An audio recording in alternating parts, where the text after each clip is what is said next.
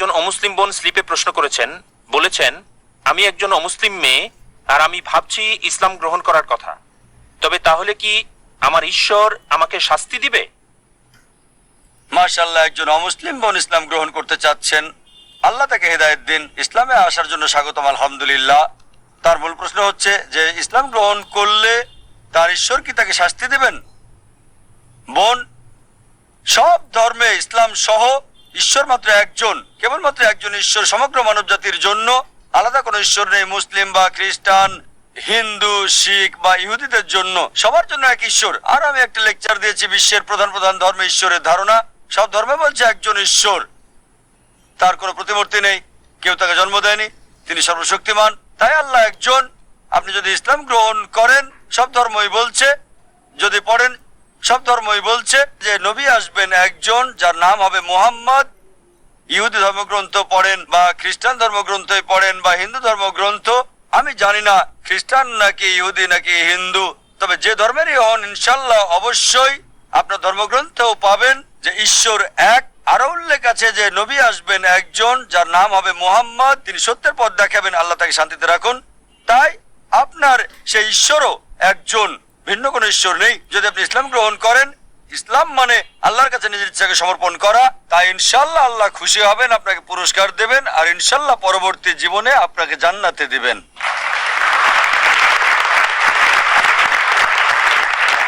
করেছেন তিনি বলেছেন যে কোরআনের কিছু আয়াত অন্যগুলো দ্বারা বাতিল হয়েছে, এগুলোকে কি অসঙ্গতি বা কন্ট্রাডিকশন বলা যায় না? যেমন অধ্যায় 4 আয়াত 15 বাতিল হয়েছে অধ্যায় 24 আয়াত 2।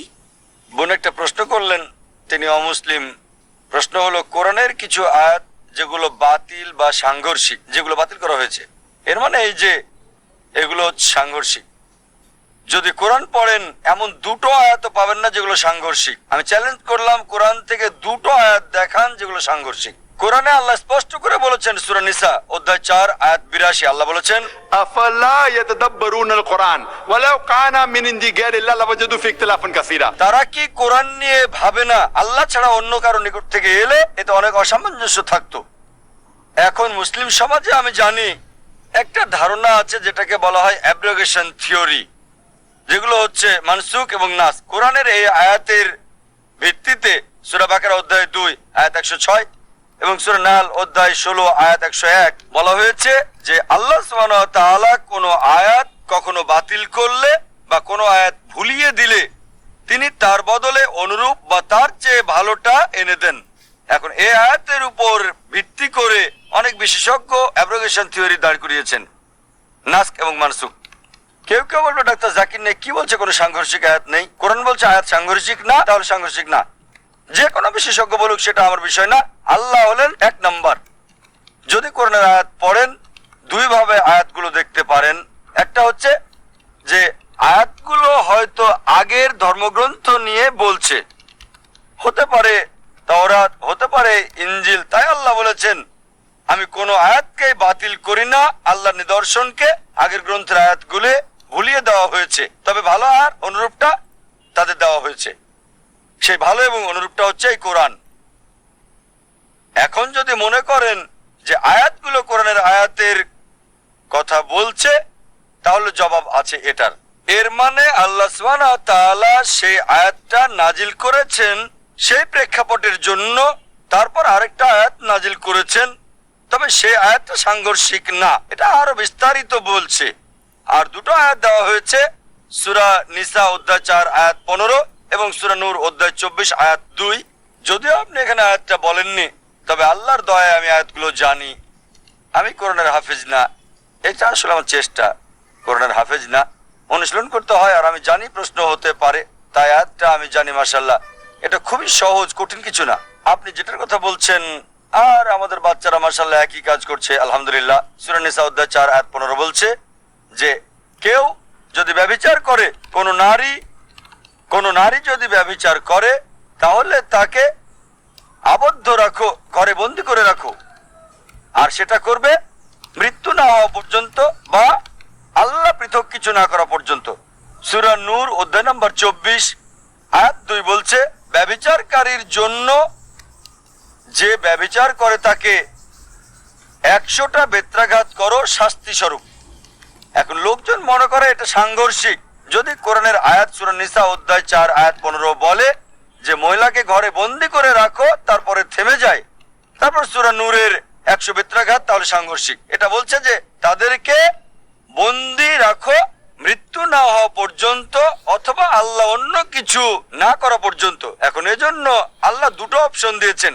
কোরআনে ব্যভিচারকারীর জন্য 100টা বেত্রাঘাত, আর সহিহ বুখারীর হাদিস একজন ব্যভিচারীর শাস্তি হচ্ছে মৃত্যু। তাই কোরআনের এই আয়াত বলছে যে আল্লাহ তাআলা অন্য শাস্তি দিবেন পরবর্তীতে।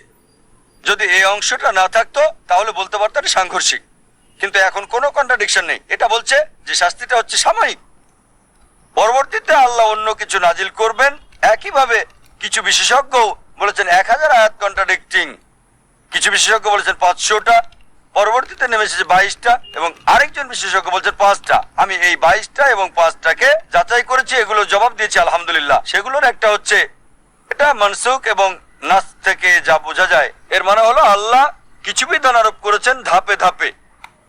এর সেরা উদাহরণটা হচ্ছে মদ। মদের ব্যাপারে প্রথম যে আয়াত নাজিল হয় সূরা বাকারা অধ্যায় 2 আয়াত 219, আল্লাহ বলেছেন যে মদ পানে লাভ এবং ক্ষতি উভয়ই আছে, তবে ক্ষতির পরিমাণটা বেশি।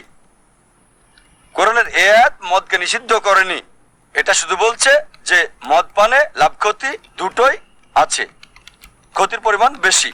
পরবর্তী আয়াত মদ পানের ব্যাপারে, সেটা সূরা নিসা অধ্যায় 4 আয়াত 43 বলা হয়েছে যে মাতাল অবস্থায় তোমরা নামাজ পড়ো না, যখন মাতাল থাকবে নামাজ পড়বে না। তার মানে এটা আরেকটু কঠোরতা আরোপ করছে। আগে বলা হয়নি এটা হারাম, শুধু পথ দেখানো হয়েছে। মদ পানে লাভ ক্ষতি আছে, তবে ক্ষতির পরিমাণে বেশি। পরবর্তী আয়াত বলছে মাতাল অবস্থায় নামাজ পড়বে না, তাই মাতাল অবস্থায় ইবাদত করা যাবে না। এখন যেহেতু মুসলিমকে 5 বার নামাজ পড়তে হয়, তাই সে সারাদিন মাতাল হতে পারবে না, রাতে সুযোগ আছে, তবে বলছে না পান করতে।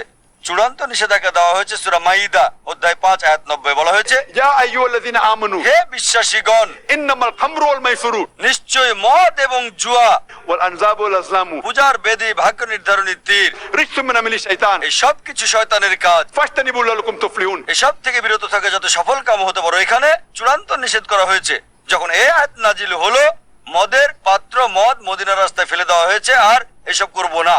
তারপর চূড়ান্ত নিষেধাজ্ঞা এসেছে। এখন যদি ভালো করে দেখেন, অনেকে বলে সূরা মাইদার এই আয়াত 5 নম্বর অধ্যায় 90 নম্বর আয়াত রহিত করা হয়েছে। সূরা বাকারার 2 নম্বর অধ্যায় আয়াত 219 কন্ট্রাডিক্টিং। এটা কন্ট্রাডিক্টিং না, এটা আরো তথ্য দিচ্ছে। প্রথম আয়াত বলছে লাভ ক্ষতি উভয়ই আছে, লাভের চেয়ে ক্ষতি বেশি। এই আয়াতটা এখনো প্রযোজ্য। এখনো এটা সঠিক যে মদ পানে লাভ এবং ক্ষতি উভয়ই আছে। মেডিকেল ডাক্তার হিসেবে আমি জানি যে মদে উপকার এবং ক্ষতি দুটোই আছে, তবে ক্ষতিই বেশি উপকারের চেয়ে। পরবর্তী আয়াত বলছে মাতাল অবস্থায় নামাজ পড়ো না, এমনকি এখনো এই আয়াত প্রযোজ্য। এখনো মাতাল অবস্থায় নামাজ পড়তে পারবেন না। চূড়ান্ত নিষেধাজ্ঞা কি এটার বিপরীত? এটা একটু যুক্ত করে দিয়েছে। যেমন ধরেন আমি বললাম যে আমি ইউকেতে বাস করি, ঠিক? পরের দিন বললাম আমি লন্ডনে থাকি, তৃতীয় দিন বললাম আমি হ্যারোতে বাস করি। তাই যখন বললাম হ্যারোতে, লন্ডন এবং ইউকে বোঝা গেল।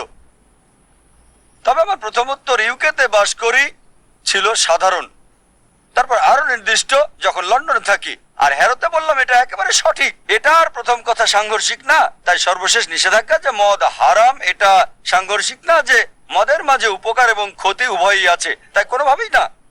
সূরা নিসা অধ্যায় 4 আয়াত 43 যে মাতাল অবস্থায় নামাজ পড়বে না যখন তোমরা মদ পান করবে, তাই এর মানে কোরআনের শেষ আয়াতে বিস্তারিত বলছে, যদি এটা অনুসরণ করেন আগের দুটো স্বাভাবিকভাবে মানা হয়ে যাবে। এটা হয়ে যায়। তাই আমার মতে এবং আল্লাহ সুবহানাহু ওয়া তাআলার মতে কোরআনে একটাও অসঙ্গতি নেই। যদি কোনো অসঙ্গতি থাকে এটা আর আল্লাহর বাণী থাকবে না। তাই আমি তাদের সাথে একমত না যে পৃথিবীর সেরা বিশেষজ্ঞ। আমি চ্যালেঞ্জ করি, হোক সে মুসলিম বা অমুসলিম, কোরআনে একটা অসঙ্গতি দেখাতে পারবে না। তারা তা করতে পারে নাই, কখনোই করতে পারবে না।